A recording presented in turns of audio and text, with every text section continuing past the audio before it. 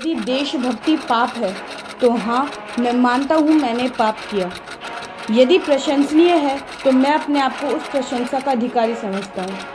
मुझे विश्वास है कि मनुष्य द्वारा स्थापित न्यायालय के ऊपर यदि कोई न्यायालय हो तो उसमें मेरे काम को अपराध नहीं समझा जाएगा।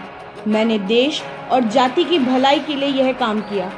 मैंने उस व्यक्ति पर गोली चलाई जिसकी नीति से हिंदुओं पर घोर संकट आए। ये कथन है उस व्यक्ति के जिस पर 1968 तक प्रतिबंध लगा हुआ था।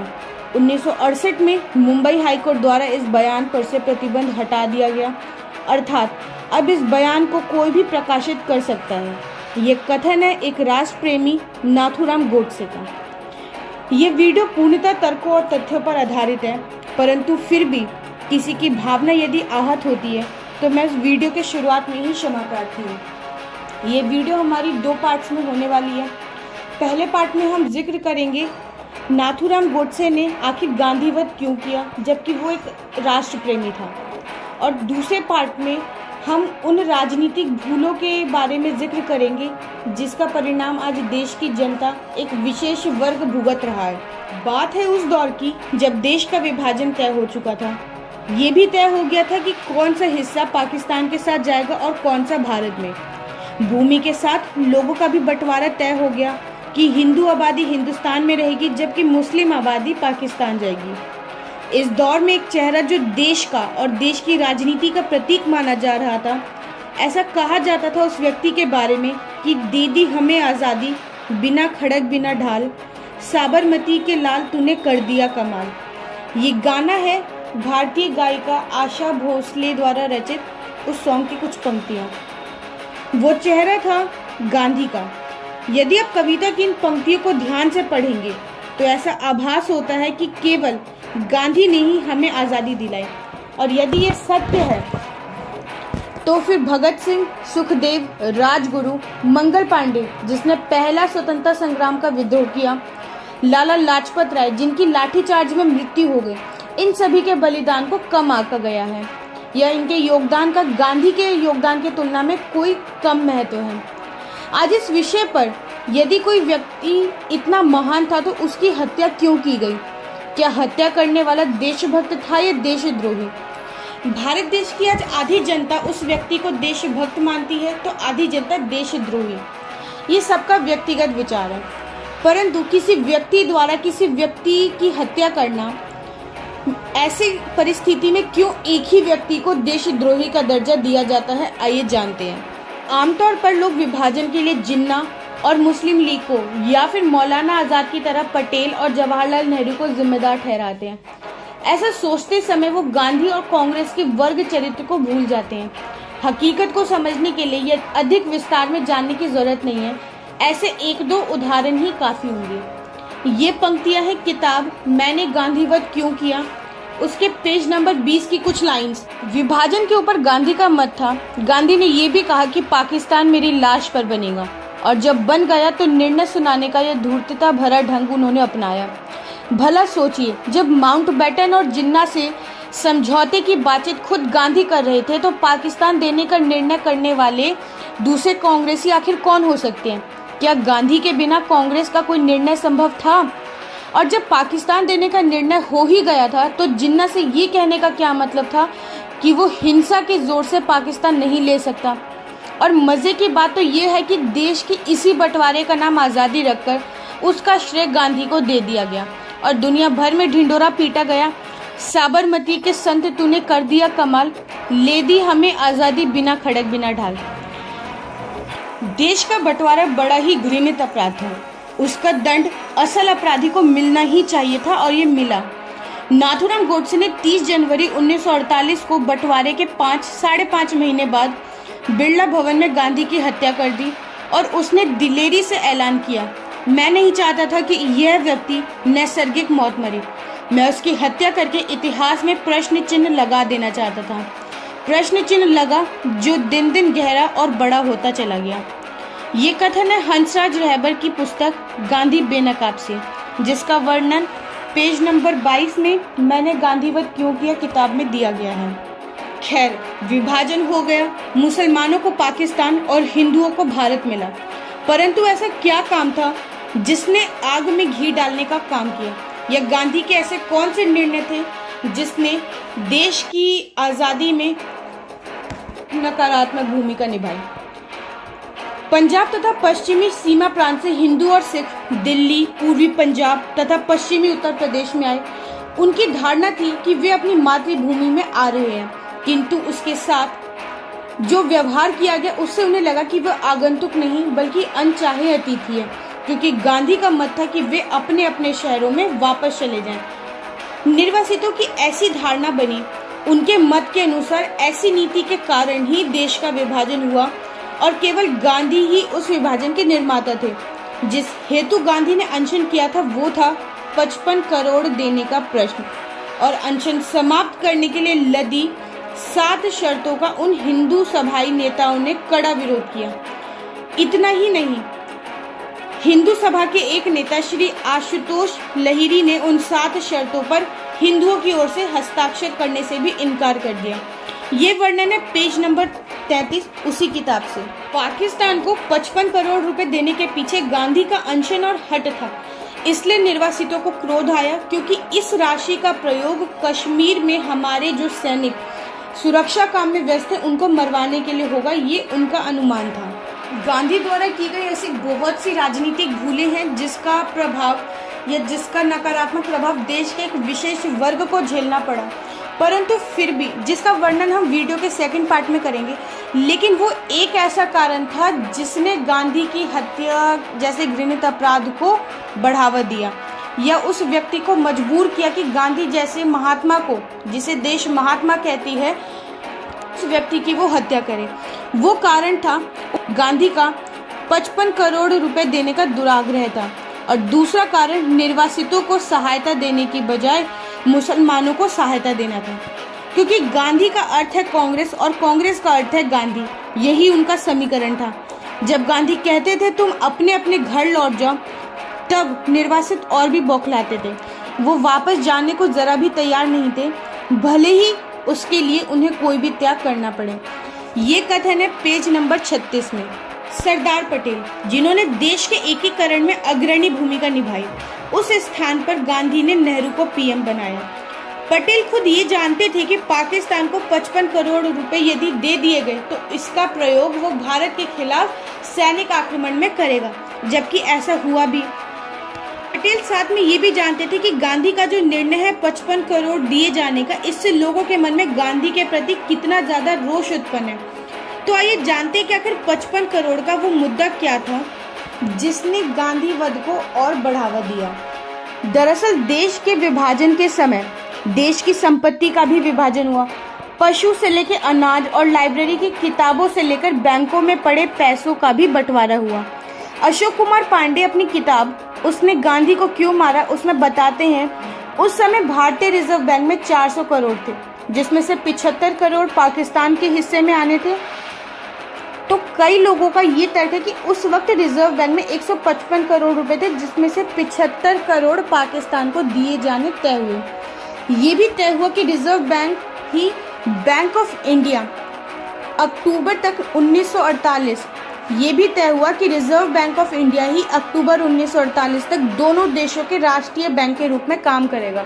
अर्थात जब तक पाकिस्तान अपना राष्ट्रीय बैंक नहीं बना लेता तब तक रिजर्व बैंक ऑफ इंडिया ही दोनों देशों के राष्ट्रीय बैंक के रूप में काम करेगा, और इसे संचालित करने के लिए 6 सदस्यों की कमेटी बनाएगी। इस कमेटी में पाकिस्तान की तरफ से गुलाम मोहम्मद, जाहिद हुसैन और कुरैशी थे, जबकि भारत की तरफ से केजी आवेगांवकर, संजीव रो और एमवी रंगाचारी थे।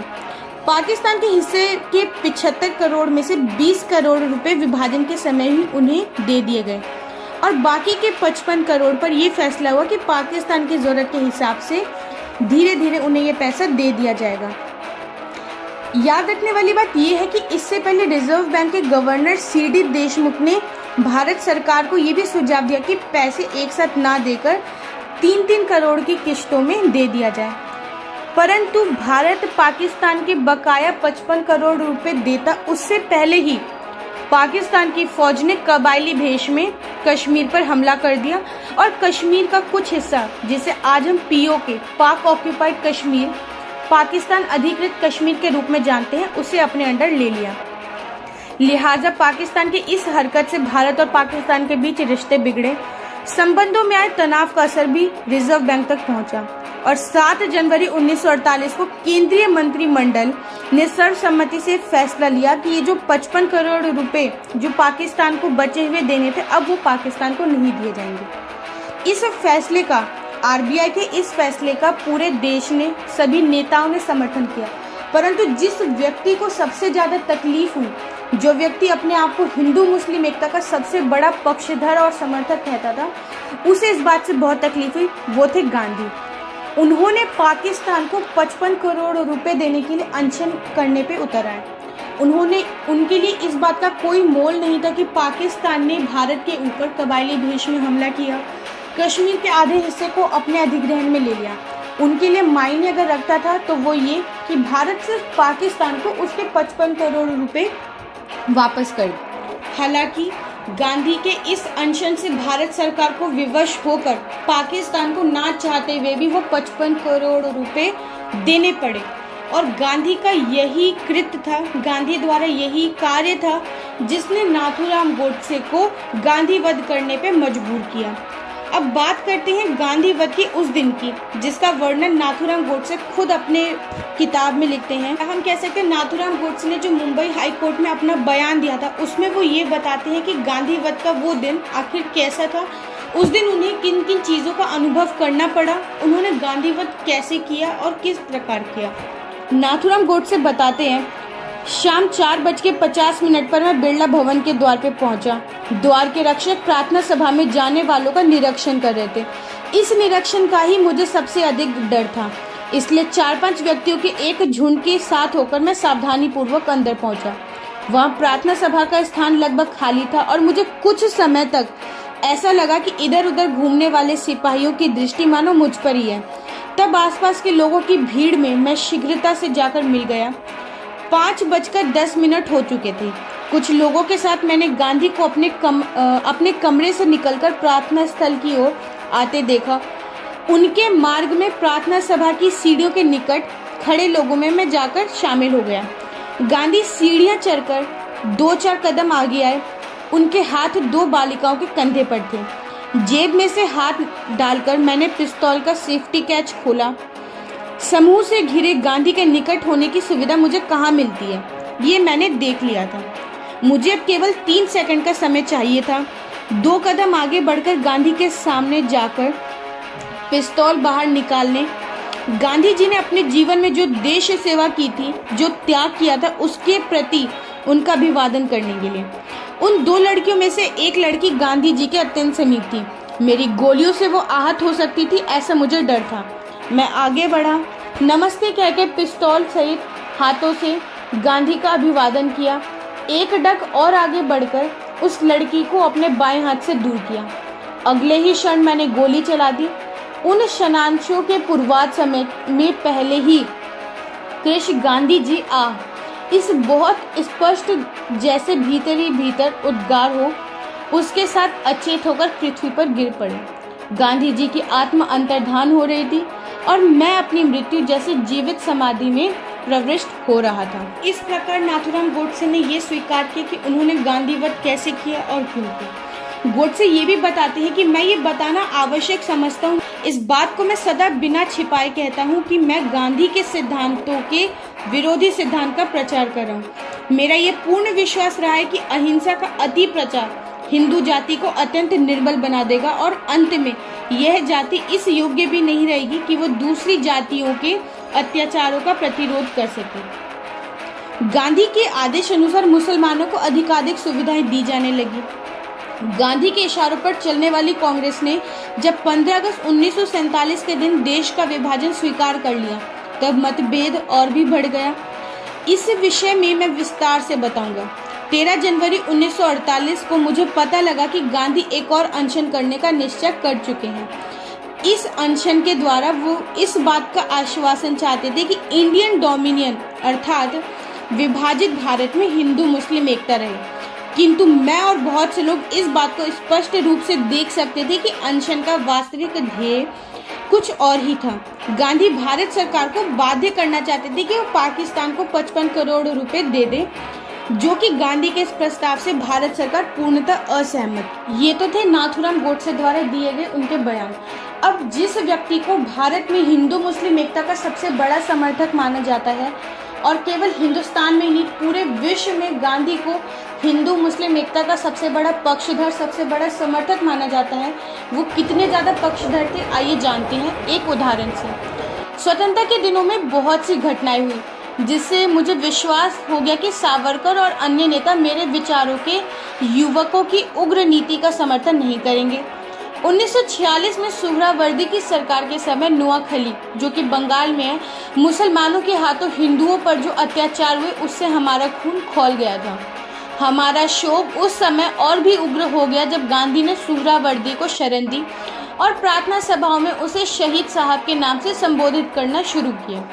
गांधी जब दिल्ली आए तो भंगी कॉलोनी के मंदिर में अपनी प्रार्थना सभा में जनता और पुजारियों का विरोध करने पर भी उन्होंने मंदिर में कुरान की आयतें पढ़ी, लेकिन कभी वो किसी मस्जिद में मुसलमानों के डर से गीता नहीं पढ़ सके।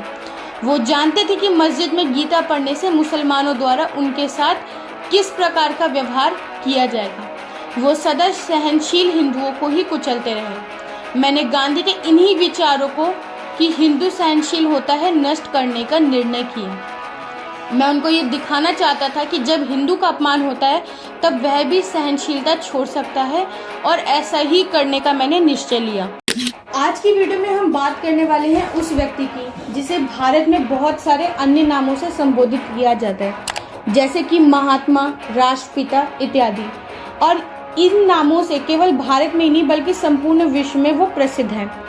आज हम बात करने वाले हैं उन्हीं के राजनीतिक भूलों के बारे में जिसका असर आज भारत की बहुत से लोगों को, बहुत से धर्म, बहुत से संप्रदाय, बहुत सी जातियों या वर्गों को भुगतना पड़ रहा है। सबसे पहले शुरुआत करते हैं मोपला विद्रोह से। आखिर मोपला विद्रोह क्या था? इस किताब के अगर हम पेज नंबर 103 पे जाते हैं तो उसमें साफ लिखा है, मालाबार, पंजाब, बंगाल और सीमा प्रांत में हिंदुओं पर अत्यधिक अत्याचार हुए, जिस दुर्घटना को मोपला विद्रोह के नाम से जाना जाता है। उसमें हिंदुओं की धन, संपत्ति और जीवन पर सबसे बड़ा आक्रमण हुआ। सैकड़ों हिंदुओं को बलपूर्वक मुसलमान बनाया गया, स्त्रियों का अपमान किया, किंतु गांधी जी जो अपनी नीति के कारण इसके उत्तरदायी थे वो मौन रहे। अत्याचारियों के विषय में उन्होंने एक भी शब्द नहीं कहा और न कांग्रेस को इन कांडों को रोकने के लिए कोई कार्य करने दिया। प्रत्युत दूसरी ओर उन्होंने ये कहना शुरू किया कि मालाबार में हिंदुओं को मुसलमान नहीं बनाया गया है। अपने पत्र यंग इंडिया में उन्होंने प्रकाशित किया, केवल एक ही तो ऐसी दुर्घटना हुई है। यद्यपि उनके अपने मुसलमान मित्रों ने खुद स्वीकार किया था कि मुसलमान बनाने की अनेकों घटनाएं हुई है, परंतु उन्होंने अपने कथन को, अपने वक्तव्यों को कभी नहीं सुधारा और मोपला में मुसलमानों की सहायता के लिए बल्कि वो निधि संग्रह यानी कि फंड लेना उन्होंने शुरू कर दिया। इतने पर भी हिंदू मुसलमान उनकी एकता का लक्ष्य जो है उन्हें प्राप्त नहीं हो सका। यानी कि जिस व्यक्ति को हम भारत की संपूर्ण राजनीति में शुरुआत से लेकर अंत तक हिंदू मुस्लिम एकता का सबसे बड़ा पक्षधर, सबसे बड़ा प्रचारक समझते आ रहे हैं, आखिर में वो व्यक्ति भारत में मुस्लिम तुष्टीकरण की राजनीति करता आ रहा था, लेकिन हमने इस बात को कभी भी ध्यान से नहीं देखा। इसका साक्ष्य इसी किताब के पेज नंबर 103 में है, जो कि मोपला विद्रोह की घटना को जाहिर करती है। ऐसी एक ही नहीं बल्कि बहुत सी घटनाएं हैं। हम एक दूसरी घटना का जिक्र करते हैं जो कि पेज नंबर 106 पे वर्णित है, सिंध प्रांत का विभक्तीकरण। 1928 तक जिन्ना का प्रभाव बहुत बढ़ चुका था और गांधी ने देश और हिंदुओं को नुकसान पहुंचाकर भी जिन्ना की बहुत सी अनुचित मांगों को स्वीकार कर लिया था। गांधी ने सिंध को बंबई से अलग करने की बात को भी मान लिया और इस प्रकार सिंध में हिंदुओं को सांप्रदायिक दानवों के हाथों सौंप दिया गया। बहुत से झगड़े कराची, सक्खर, शिकारपुर और सिंध के दूसरे स्थानों पर भी हुए और उनमें हिंदुओं का ही व्यापक विनाश हुआ। हिंदू मुस्लिम एकता स्वप्न बनकर रह गई और महात्मा गांधी की हिंदुओं के प्रति ये एक भयंकर भूल थी। ये है दूसरी घटना जो कि ये बताती है कि गांधी वास्तव में हिंदू मुस्लिम एकता के पक्षधर ना होके वो मुस्लिम तुष्टीकरण की राजनीति करते थे। ये तो बात हो गई हिंदू और मुस्लिम की, लेकिन जिस व्यक्ति को हम सबसे बड़ा राष्ट्रभक्त मानते हैं, बल्कि उन्हें हम राष्ट्रपिता के नाम से संबोधित करते हैं, उन्होंने बल्कि वंदे मातरम तक के गाने पर भी प्रतिबंध लगा दिया गया था। इसका वर्णन है पेज नंबर 112 में। ये गांधी की तीसरी राजनीतिक भूल है। असल में गांधी का सबसे बड़ा गुण ये था कि संपूर्ण हिंदू राष्ट्र के सम्मान और भावनाओं को ठेस पहुंचाकर न्याय और अन्याय का विचार ना करके वो मुसलमानों के लिए सब कुछ कर देना चाहते थे। उनकी प्रबल इच्छा थी कि वो मुसलमानों के लीडर बने, और ये कितनी लज्जाजनक बात है कि मुसलमान ये पसंद नहीं करते थे कि वंदे मातरम का राष्ट्रीय गीत गाया जाए। इसलिए गांधी ने जहाँ वे कर सकते थे उसे बंद करवा दिया। ये गीत बल्कि पिछले 100 वर्षों से देश का लोकप्रिय गीत रहा है। 1905 में जब बंगाल विभाजन का विरोध हुआ, तब से ये गीत बल्कि बहुत लोकप्रिय रहा है। तो गांधी ने वंदे मातरम के भी गाने पर प्रतिबंध लगा दिया। इसका वर्णन है पेज नंबर 113 पर। गांधी की एक और हम राजनीतिक भूल की बात करते हैं जो कि पेज नंबर 121 में दी गई है। वो है गांधी और गोवध। गांधी गोरक्षा के लिए बड़ी तीव्र इच्छा प्रकट किया करते थे, परंतु वास्तव में उन्होंने कभी इस विषय में कुछ नहीं किया।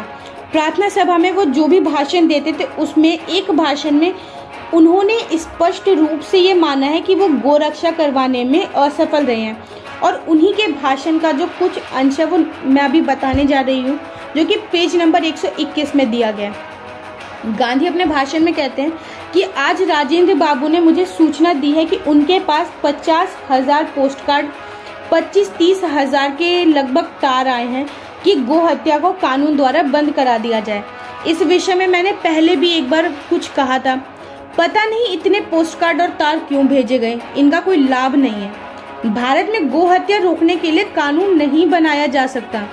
मैं अपनी इच्छा को उस मनुष्य पर कैसे लाद सकता हूँ जो अपनी इच्छा से गो हत्या नहीं छोड़ना चाहता। हिंदू केवल हिंदुओं का ही तो देश नहीं है, यहाँ पे मुसलमान, ईसाई, पारसी सभी धर्म और जाति के लोग हैं। हिंदुओं का ये सोचना कि केवल हिंदुस्तान हिंदुओं का ही देश है, बिल्कुल गलत है। ये देश उन सब का है जो यहाँ रहते हैं।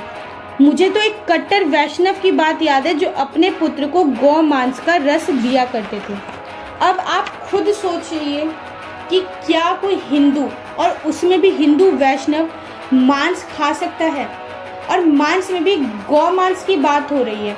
जो हिंदू गौ को माता के समान पूजता हो, वो अपनी संतान को गौ मांस का रस कैसे दे सकता है? ये कथन है गांधी के भाषण में, उनके भाषण के, जो कि उन्होंने प्रार्थना सभा में दिए थे, और ये लिखा है पेज नंबर 121 में। तो ऐसी एक दो नहीं, गांधी द्वारा की गई बहुत सी राजनीतिक भूल है, लेकिन जो मुख्य है, हमने इस वीडियो में उन भूल के बारे में चर्चा करने का प्रयास किया है, या फिर हमने इस वीडियो में उन भूलों को विस्तार और तर्क के साथ बताने की कोशिश की है। अगर इस वीडियो से आपको कोई आहत पहुंचता है तो इस वीडियो के लिए मैं आपसे क्षमा प्रार्थी हूँ, परंतु यदि आपको ये वीडियो तर्कपूर्ण और अच्छी लगती है तो इस वीडियो को आप लाइक करें और इस चैनल को सब्सक्राइब करें। जय हिंद।